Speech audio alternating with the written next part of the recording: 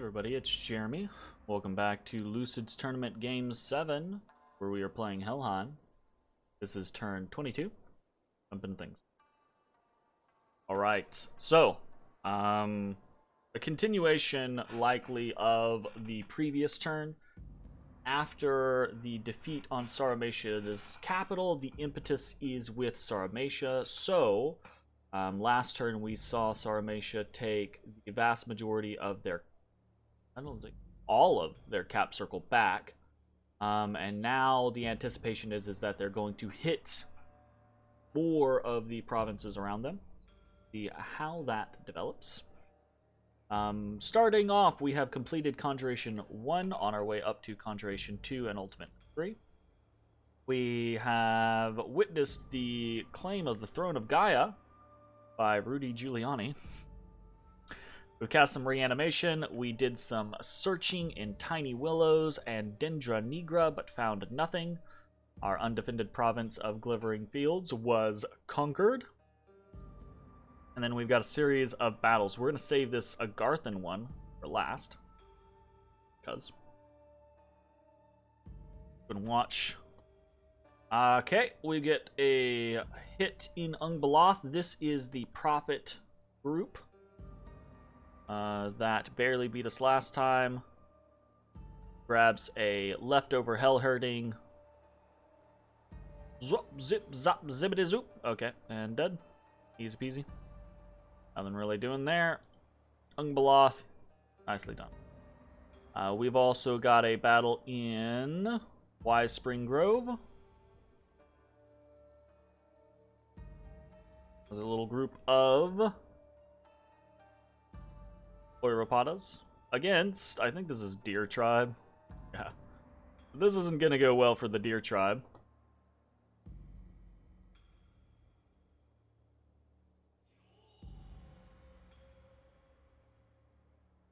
They look like they're on an attack rear command. That's interesting.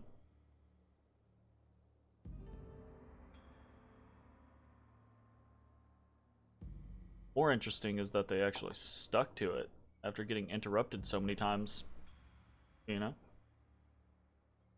Okay. That's very interesting to note. That was Wise Spring Grove. We should keep that in mind. We have a battle in Brightgate.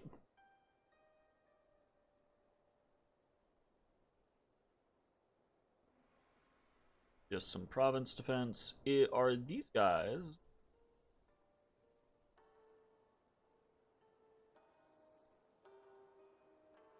Doesn't seem like it.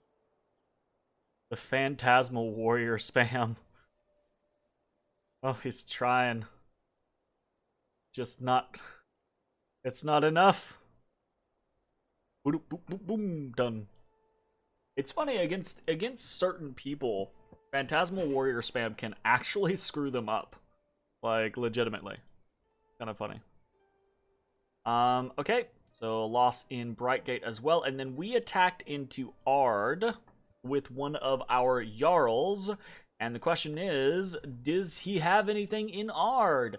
So, I would like to point out that I did anticipate that a clever man would be like, he's gonna counter-raid me.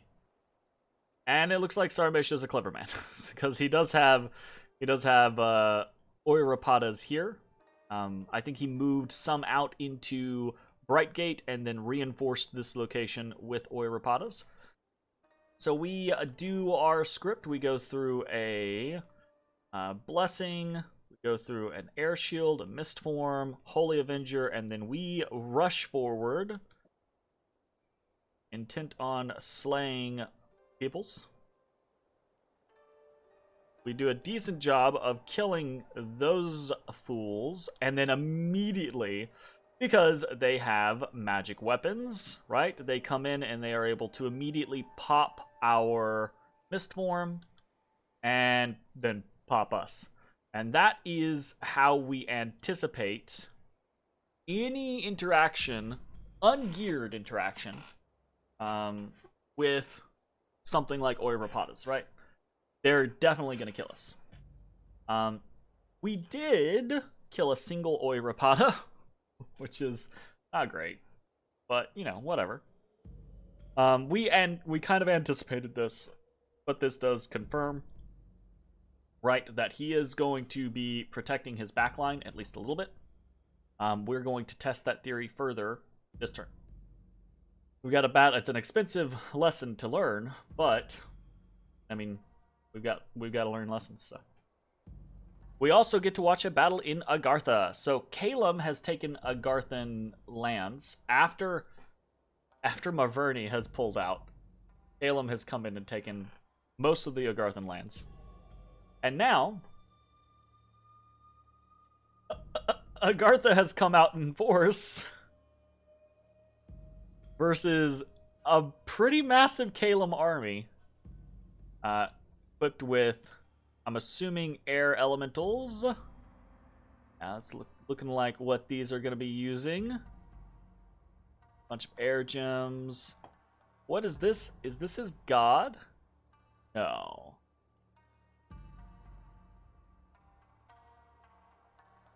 This is, I think, a low-level summons.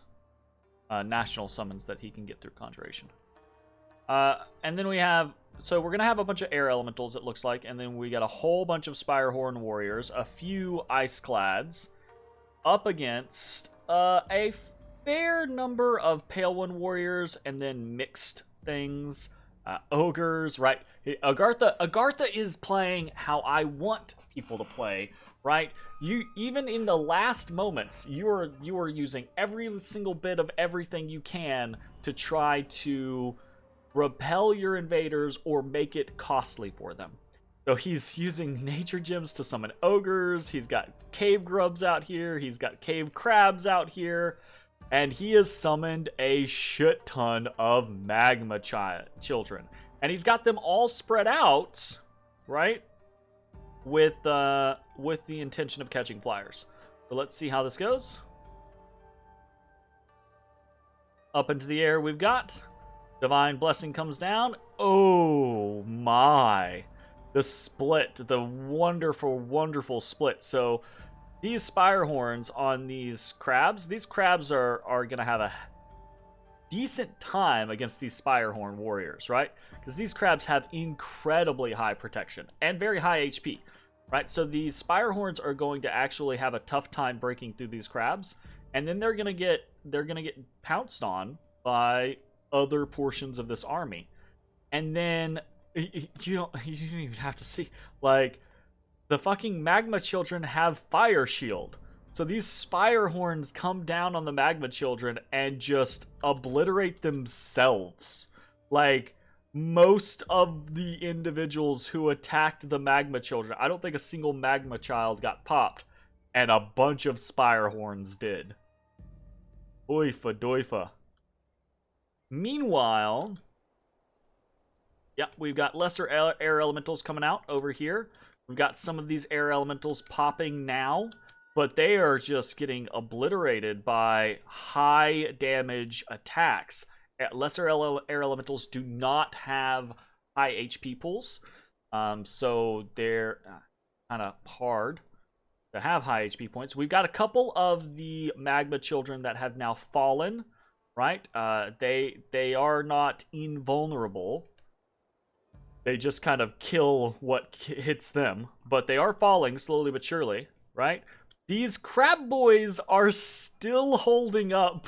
Like, these crab boys have taken very little damage from the front spires, and now we've got earth elementals that are getting into the Spirehorn warriors, right? The back line is mostly cleared up, and that's real bad news for Calum, because they're about to get got by a whole shit ton of magma children and earth elementals. Oh, it looks like they did end up taking down 2 of the crabs. Oh, so close to 3 of the crabs. Oh, but now there's no way. There's no way! A big horde comes in, intent to do Calum the harm. Oh, this is this is kind of like the defeat that I had, right, on Sarmatia. This is one of those Calum just lost a whole bunch of shit there. Now, granted, I think what Calum lost was way cheaper and more easily replaced. So I think Calum is going to be able to bounce back a little bit better than I did, necessarily. It also helps that Calum is going to have crazy map move and be able to get around. I guess I have crazy map move and be able to get around. So it's a similar situation. Though I think Calum probably is going to come out a little bit better in this. That was still... that was a massive loss for Calum, but Agartha did lose a lot there. He lost 3 of those cave crabs, and those were instrumental in holding his front line. He lost 20 out of his 45 magma children, and obviously they did so much work. To lose so many of them is kind of painful, right? But overall, a stunning victory for Agartha. That was pretty crazy. Very, very cool. Very glad we got to witness that. In Ancient Woods, we have lost minus... Okay. Fortune 3. Stop it. Okay. And then we have worldwide growth because of the Throne of Gaia. Cool. What are we doing this turn? We are continuing our plan, basically, of recovering and attempting to isolate, raid, and respond to Saramation expansion. Or basically, I say Saramation expansion. Sarmatia is... They've only taken 1 province, so it's now... They have what they originally had, plus 1 province of ours. Tirnanog has taken... hasn't taken, but he's taken Force of Long Nights, and he is sitting on Gifa. He's also sitting on Glimmering Fields. So the only production point that Sarmatia has is Sarmatia. And that's how we want to keep it, basically. We do not want Sarmatia able to produce out of anything but their capital. And we don't want them to be able to produce out of their capital for long. But we will see how that goes. Alright, next up, talk about some of our movements. We're moving Stealthy Boys in so we have a better understanding of what's going on in his north. Jarl 4 is going to stealth because I do not see a good opportunity to attack something. I do, however, see a potentially good opportunity to attack into Laria. Laria currently has no Oirapatas in it. It is far away from the front line, and it only consists of 1 officer and a few loyal henchmen. Now, we do have to... This is what I was talking about earlier with the second test. So Ard was a test of how will he defend the front line of the battle, right? Will he try to make sure that he maintains a front line in the push forward into my lands, right? That's one question, and it's not answered, right? Because it's just as easily assumed. I say it's just as easily. I think it's a pretty good answer that it's yes, because of the way he's positioned. He could have, instead of coming into Ard, he could have just gone straight to Zimria. But he didn't, right? He went into Ard and defended it instead of attacking straight into Zimria. And I assume he did that because of the assumption that I would raid Ard back behind his lines, basically. And that's exactly what I tried to do. So, will he now that the line is pushed forward, is he going to try to anticipate me, or is he going to try to defend each of his lands? Because if he does, he's gonna catch a he's gonna catch a Jarl and kill a Jarl. Okay? But if he doesn't, right, he subjects himself to raiding, right? Well, okay, if he does, he's gonna catch a Jarl and kill a Jarl. But if he does, he opens himself up for being defeated in detail, right? Because that means he'll have to spread his forces out to protect all of his lands, which means we can hit in specific locations and fight smaller groups, killing those smaller groups. And it means that any counterattack, any push outwards or aggression towards us, being myself and Tirnanog, is going to be slower. It's going to be measured, right? The counterpoint being is if he doesn't, he opens himself up to raiding, right? And really, that's a mixed bag either way. So we gotta see which the option is. So we're gonna attack into Laria. We have our basic script with Blessing, Air Shield, Mistform, Holy Avenger, which should be pretty simple. And that's more than enough to defeat the vast majority of basic PD, all the way up to like 6 to 10 PD, truth be told. So we'll see how that goes. And then the other scenario is what is he going to do? What is he going to do aggression wise, right? Is he going to push? Is he going to sit back? Is he going to expand and contract? And that's actually what I think he's going to do. I think he's going to expand, contract, expand, contract. So my assumption is actually that he's probably going to hit Zimria with 10 to 15 Oirapatas this turn. In the assumption, right, that if I try to go for Zimria and I only send like 5 guys, then he'll kill those 5 guys. So we're not going to do that. We're definitely not going to do that. And we're also not going to go to Rain because he can reinforce Rain as well. What we're going to do is and that's, I'm assuming that he's going to do that. That he's going to hit Zimria with a couple of different individuals, and then next turn, he'll boom, boom, boom, right? Expand, contract, right? But in the off chance that he doesn't, right? It's possible that instead he decides, I'm going to push forward with 5, 5, 5, 5, right? And try to take a large portion of land. So what we're going to try to do is defeat him in detail. We're going to try to anticipate locations where he could go and where we can reinforce with overwhelming numbers, but he cannot.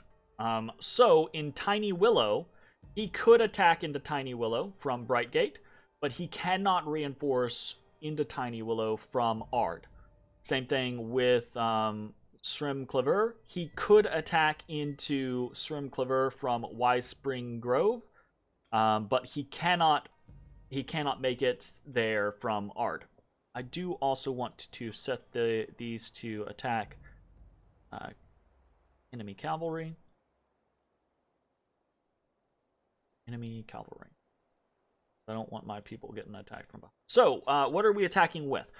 We are moving Jarl 5 and Jarl 6 with contingents of Jade Warriors or Jade Maidens into Srimclever. And there's a reason why we're sending 2 of them. We're sending 2 of them because we're also incorporating Herdmen. And if we need to split them up, I need 2 commanders, basically.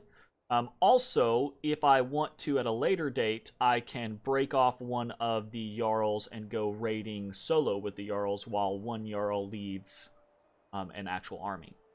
So we're going to attack into Srimclever. If he attacks us in Srimclever, it will be 5 Oirapatas and a Warrior Sorceress against 2 Jarls and 12 Jade Maidens and I think 4 Herdmen. I am actually still a little worried about this not because I don't think that I think they will kill them in the long run, but I'm concerned that they might break and run. Because initially the casualties will probably go in their favor. They'll probably get 2 or 3 quick kills before they get worn down and a few of them start to pop. Which means that we could have a rout on our hands very quickly. But we have these Jade Maidens for a reason. We have to trust that they are going to be able to do some work for us. Otherwise, why the fuck are we putting money into them, right? They're not great, but they're okay. So we're going to see how they go. 12 and 4 versus 6. I guess technically if we're counting the whole 6, it should be 12, 4, and 2. So 18 versus 6, 3-1 odds. Should be doable. We'll see. Over here in Tiny Willow, which I'm going to be honest, I don't expect either of these. Here's another thing. I don't expect either of these to be battles next turn. I honestly expect him to attack into Zimria or into Rain. Or into both, right? Attack from here and partially from here into Zimria, and attack from here and partially from here into Rain. I do not anticipate, but I don't want to take either of those fights, right? I don't want to face 10 Oyripadas. I want to face 6 Oyripadas. So we're going to go for the off chance that we actually do fight in Tiny Willow or Shrimcliver. And in Tiny Willow, we are attacking with a Jarl, with 10 Hellherdings and 6 Valkyries. So Hellherdings are on hold and attack. I'm going to actually take enemy cavalry instead of closest. My assumption is that this is going to go poorly for the Valkyries, but we will see. I want to see what it looks like for... And this is also another reason why we're forward a bit, right? It's because I want the Hellherdings to actually I want to be even more forward. Because I want the Hellherdings to actually get to the enemy sooner rather than later. So, fingers crossed.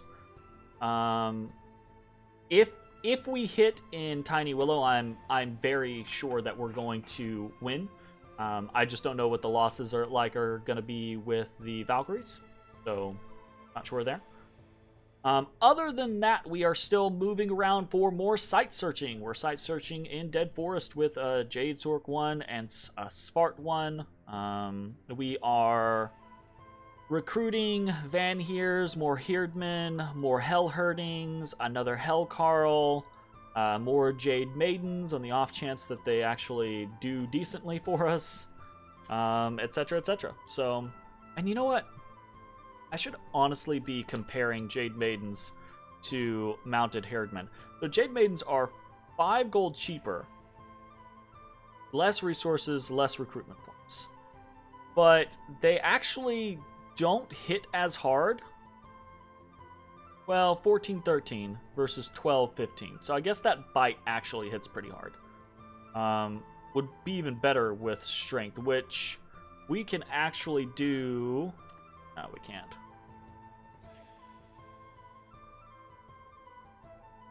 That's enchantment, right? We would need to go up enchantment for something like Strength of Giants. We might do that after we hit Conjuration. We might go up enchantment for Strength of Giants and utilize our Svarts do Summon Earth Power, Strength of Giants, right? We should have Conjuration 3, obviously not next turn, but the turn after that. So that should be good. Well, are we? Yeah, we should have Conjuration 3 on turn 24, which is good. Because that'll give us access to a host of elementals. Sweet. Anything else that we are doing specifically? Not really. We're moving around a lot of scouts just to kind of keep eyes on things. We're going to keep eyes on Agartha, see what we can see there. Keep eyes in Lemuria. We're moving a scout over towards Hinnom so we can keep eyes on our border there. We're moving a scout over into... We already have a scout in Arverni. We're moving a scout over into Tirnanog lands just to keep an eye on things. We probably... I don't know. We probably need to get a scout into Abyssia and into Calum as well, but I'm less concerned about those. They're not a immediate enemy, a neighbor, or an ally, so I don't care as much. And And yeah, so this is going to be probably again, I anticipate winning Laria. Could be wrong, but I anticipate winning Laria because I don't think he's going to try to get in that. I think he's worried about his capital, right? So I think he is worried that Tirnanog or I might pop on his capital. So I think he's going to commit a lot of forces to protecting it, because I think he knows if he loses production on his capital repeatedly, it is bad, is game, right? So he's gonna focus on maintaining his cap production. So I think he's gonna have to give up on some of these outer provinces, right? So I think we'll probably take Laria. Should be okay. And I think he's gonna take Zimria. I don't think he's gonna touch Tiny Willow or Shrimcliver. And if I could have hit Zimria with everything, then I might have done that, but I can't, right? So, unfortunately, these Jade Maidens are not created equally. They have very low map move, which is kind of crap.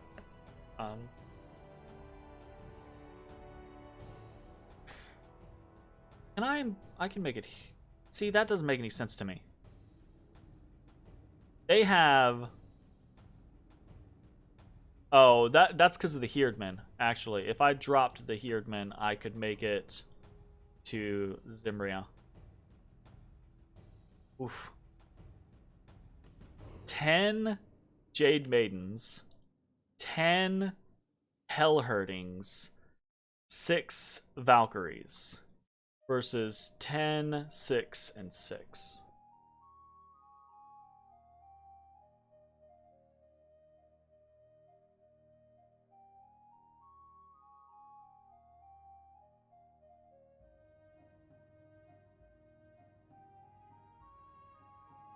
Fuck me.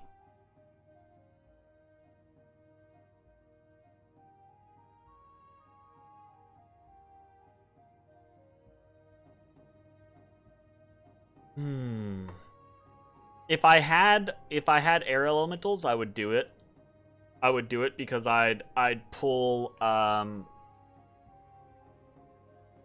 I would pull this Jarl and jump, and I would put air elementals on both of them. And I might actually even bring in Loki and put air elementals on him. But I don't have air elementals. You know, even thinking that air elementals aren't gonna do me any. Well, okay. Here's the thing: air elementals aren't gonna do me anything against Oirapadas, right? But the air elementals are less about the killing Oirapadas and more about the stalling Oirapadas. And specifically in big fights, they're more about killing Inaris, right? Not the Oirapadas. So, IDK. I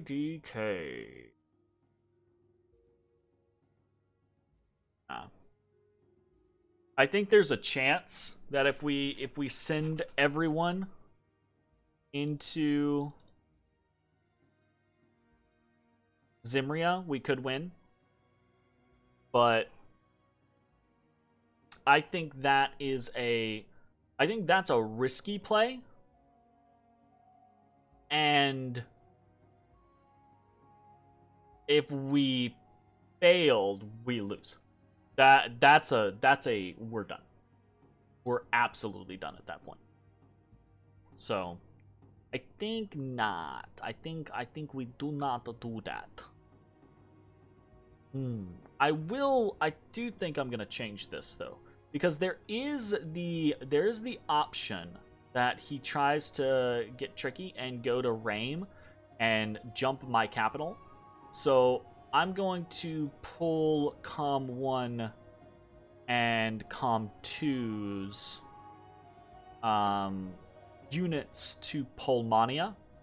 And Polmania, I will be able to reinforce Helheim just in case, because he could potentially 3 and 3 to get to Brightgate, so 6. Another 3 and 3 to get to Rame, so 12. He could very easily, 12 plus the 4 of entering into an enemy territory, which is 16. So he could exactly make it into Rame with 10 Oiripadas and 6 Oiripadas. And he could then hit Zimria. So this is one of the other options I was talking about earlier. He could hit Zimria with one of these groups and then hit Rame with another group, and then be able to hit Helheim with both groups immediately afterwards, right? And yeah, so we wanna be able to reinforce our capital next turn if necessary. And I think, I don't know, I think 55 Herdmen with an assorted number of undead and hellherdings and Spartolf's cat, like, I think we're okay if he were to just try to decide to come at us. But who knows? Okay, I think that is going to be it for the turn. I've been kind of like just, I don't know, just randomly theorizing for a while now, so sorry for making you sit through that. But I think that's going to be it for the turn. I will see you all next time. Bye, everybody.